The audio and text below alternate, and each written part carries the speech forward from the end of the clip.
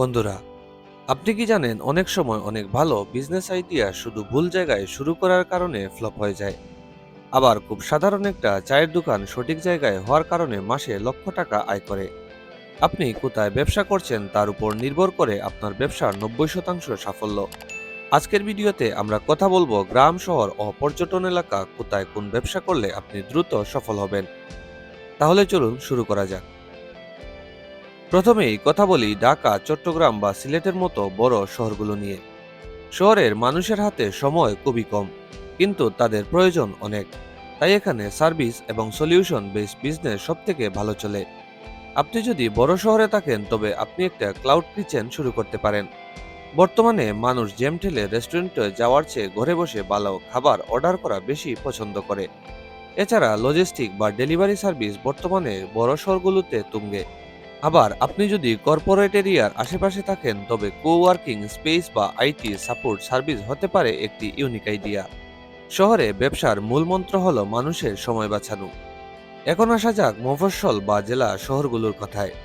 এই জায়গাগুলোতে মানুষের জীবনযাত্রার মান আগের চেয়ে অনেক উন্নত হয়েছে, কিন্তু সেই তুলনায় ভালো ব্র্যান্ডের সংখ্যা কম।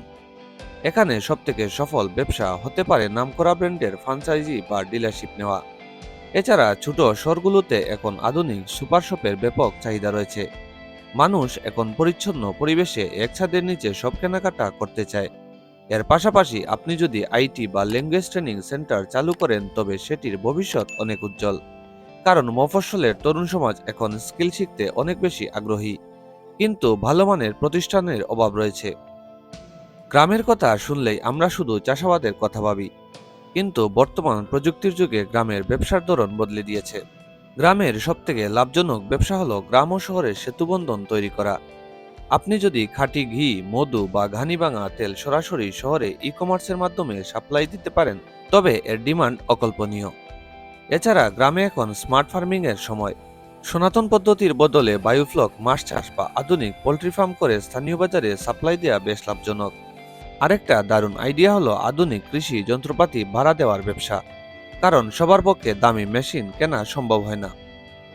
এরপর আমরা যদি পর্যটন এলাকার দিকে তাকাই, যেমন কক্সবাজার বা সাজেক, যেখানে মানুষ আসে টাকা খরচ করে আনন্দ করতে, তাই সাধারণ হোটেলের বদলে ইউনিক কোনো এক্সপিরিয়েন্স বা বুটিক রিসোর্ট তৈরি করতে পারলে আপনি অন্যদের চেয়ে এগিয়ে থাকবেন।